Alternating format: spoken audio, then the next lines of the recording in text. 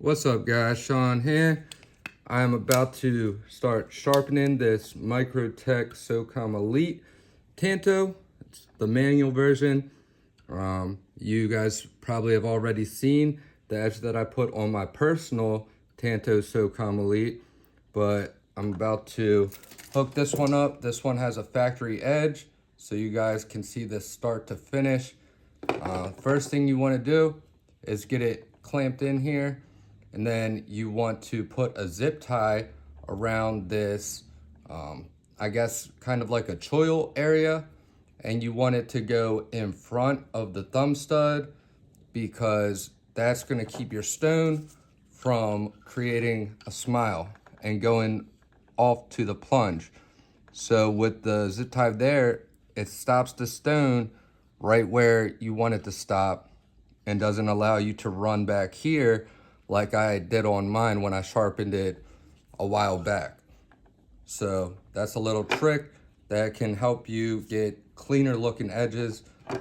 And another thing you want to do is once you get it clamped in here, you want to mark your clamp location, because throughout all the grit progression, there's a good possibility that this blade is going to want to shift in the clamp. So if you mark it out in the beginning, you can see if it shifts and keep it aligned where you started at, and that will save you a lot of time, and you ultimately won't have to keep reprofiling, because anytime it shifts, the angle will change at the heel and at the tip. So for precision purposes, you want it to stay wherever you start off at. I like to clamp back here for a Tanto like this. I find that it gives me the best results as far as an even looking edge bevel all the way from the tip to the heel. Having the tip all the way out here at a much further point from the center line, that's gonna help reduce the degree of what you're gonna be sharpening at all the way out here, and that's gonna keep the edge bevel from being larger here than it is in your belly. So I'm gonna mark the edge and we are gonna get started.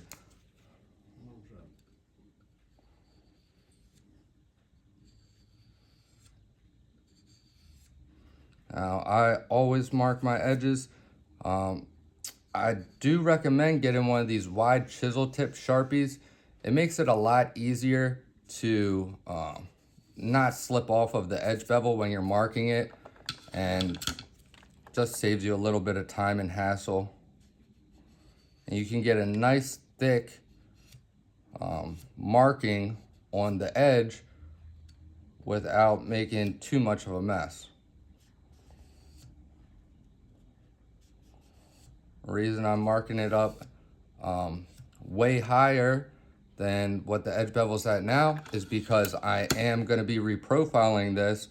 So I want to know exactly where my stone is hitting, because it's not going to be hitting down here where the edge bevel is currently at.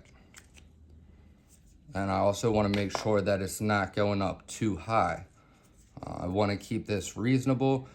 The owner of this knife said that they like the large bevels on the knives that I reprofile down to a 17 or 20 degree per side edge, and the size of the bevel is going to depend on the thickness behind the edge and the angle that you're sharpening at. And he said that he does not use his knives too hard, so whatever the lowest angle I can get on this within reason, he is a-okay with, and that's what he's looking for. He wants cutting performance over worrying about keeping the bevel looking factory.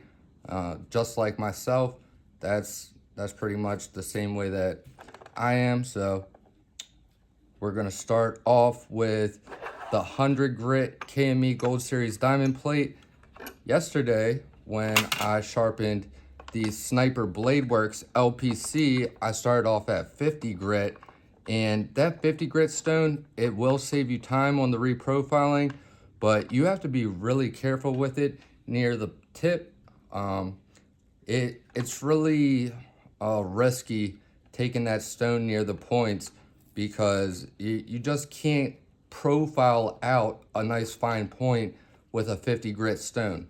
So if you want to start off with the 50, maybe just, remove some of the bulk, but you don't want to try and completely reprofile it at the 50 grit.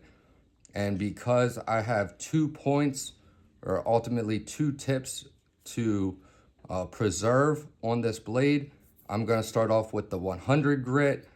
And even though it might take a little extra time, it'll ultimately save me time if I'm keeping these points nice and crisp from the start.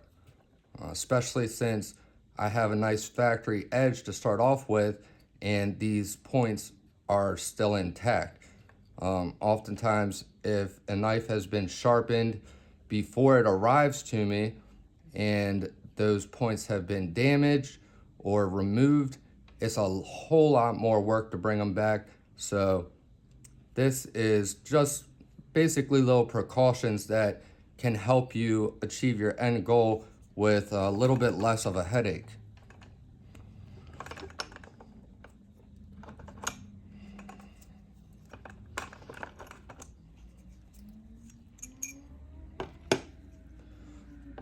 Our 100 grit right there. And we'll leave the 140 out because that's going to be our next one. Put my ZT-0308 back in my pocket so it doesn't get damaged.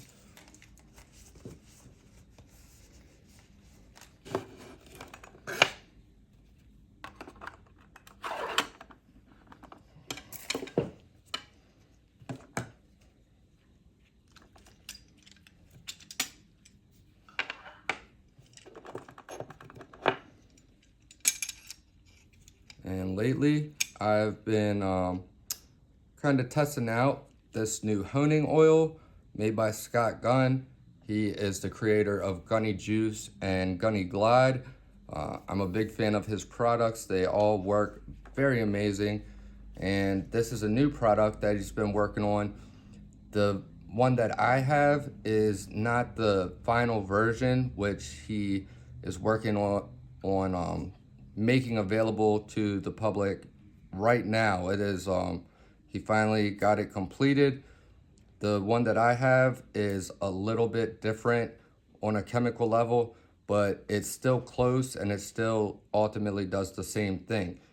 And I've been really happy with it.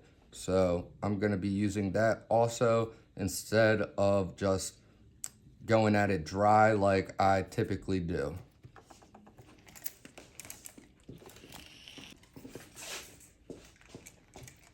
So I have my honing oil right here.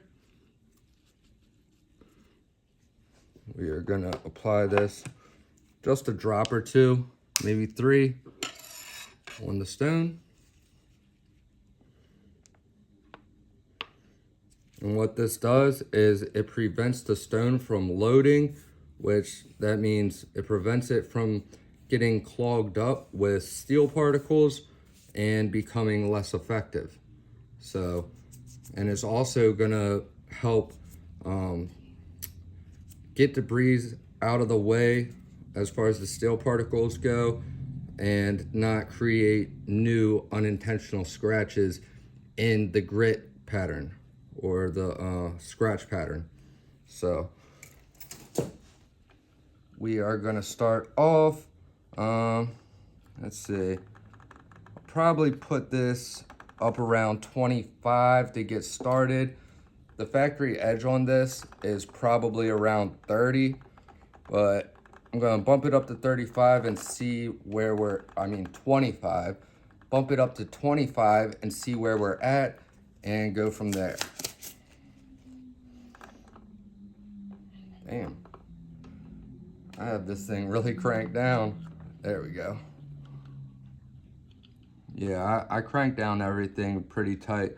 I don't like any movement to create any inconsistencies when I am doing an edge especially on a knife like this. I mean, every knife, but when it comes to a nicer knife, high-end stuff, you want to be a little bit extra precautious. So it's at 24 right now. Actually, let me grab my angle cube and we're gonna double check, because I have a feeling that it's not actually gonna be 24. It might be closer to 20. And I'm also gonna go, whoa.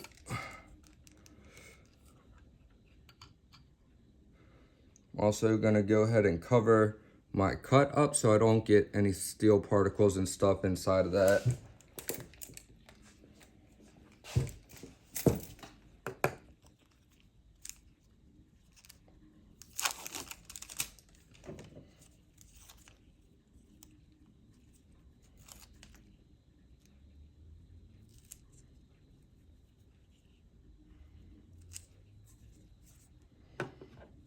All right, and you want to start off zeroing your angle cube on the surface that you have your KME base on.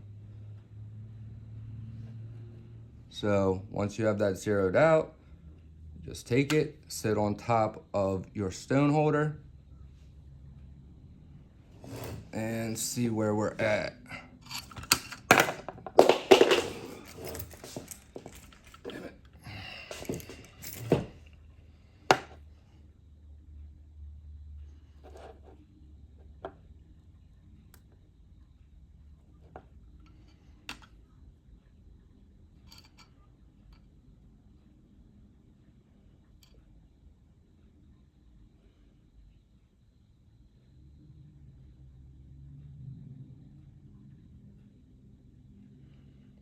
$21.8. So yeah, like I said, I had a feeling it was going to be closer to 20. So we're 21.8 back here. And then you want to check and see what you're looking like at the tip. 20.8. So that is a whole degree lower than we are back here, which means this is going to be a larger bevel up here. So we're gonna play around with this and shift this edge a little bit. We're gonna start off by pulling the handle just a little bit towards me.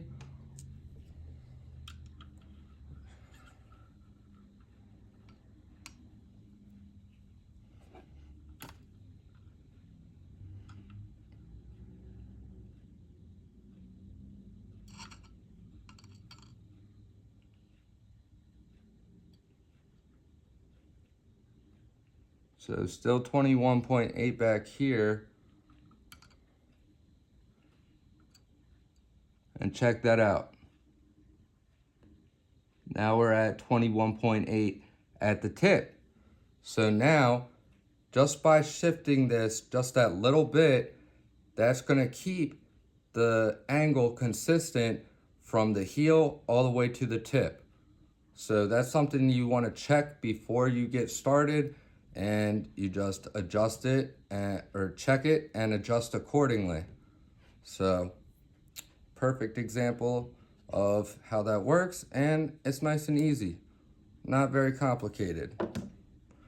A whole lot of sharpening and actually getting it done well and make it professionally is your preparation work.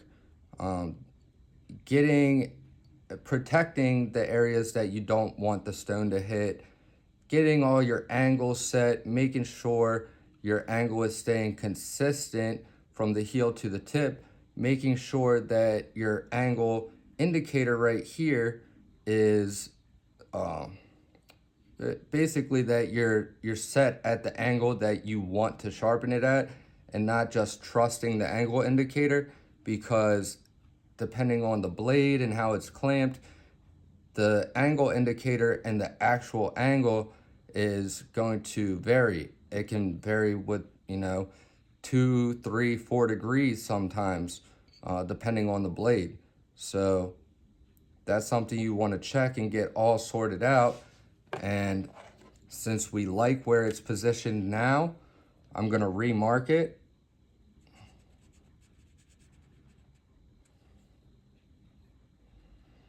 And don't worry about getting the Sharpie off the blade. Some blade finishes like to hold the Sharpie in a lot more than others and make it a little bit more difficult to clean it off, even with alcohol. But worst case scenario, if you use a magic eraser with the alcohol, you will be able to get it up. So it's much better to have it marked out and get your edge done, you know, to the optimal level versus worrying about the Sharpie at this point. We will worry about that later. We just want to make sure that this is not shifting in the clamp, because you saw how easy it was for me to just, you know, pull it back a little bit. Imagine after, you know, an hour of reprofiling. Well, you know, probably won't take an hour to reprofile, but you're, you know, each pass you make forward is going to be pushing the blade. It's going to be putting tension on the blade back towards the clamp, and every pass that you make edge trailing is going to be pulling it back towards you. And out here, it's going to be pushing it that way, pulling it that way. Back here, it's going to be pushing it that way, pulling it that way. And a lot of times when you will see the knife shift in the clamp will be when you're at the far ends of the blade.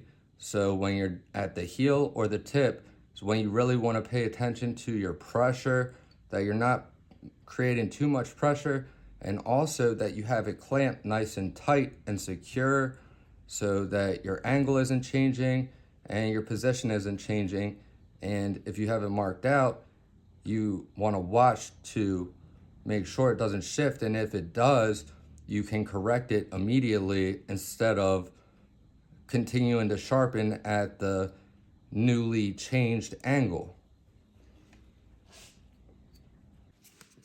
All right, guys, so I just grabbed my better angle cube and I grabbed a pair of hobby scissors. These ones are made by Dubro Racing, but they're company Duratrax, which makes the same exact thing, and these are really handy. And they also come in handy for taking the zip tie off at the end. You don't want to be sticking a knife blade in there to cut it, because you're going to end up scratching stuff up and you know, chipping up and messing up the edge on the knife that you're cutting this with. If you get yourself a pair of hobby scissors like this, you can just get right in there and snip, and you're not creating any damage. So we'll just real quick go over the angle. You'll probably be able to see it on this one, and this one doesn't fluctuate so rapidly. Hold on.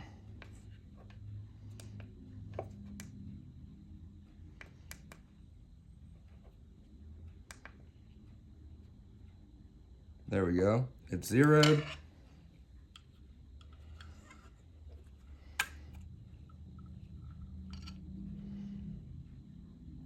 $20.7.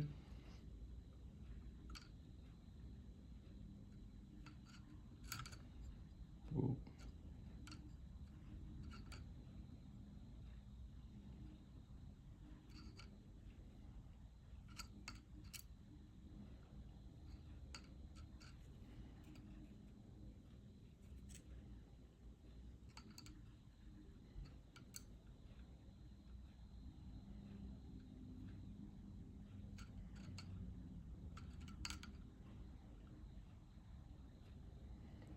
$20.5.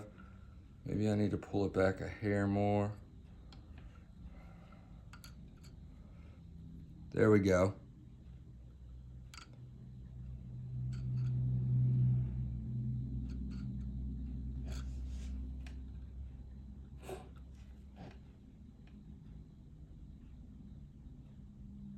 $20.7.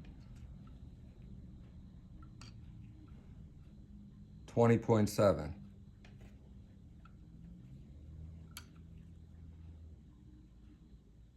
All right, so we're going to start off at that and see how the bevel is looking and if I think it would be reasonable to go any lower.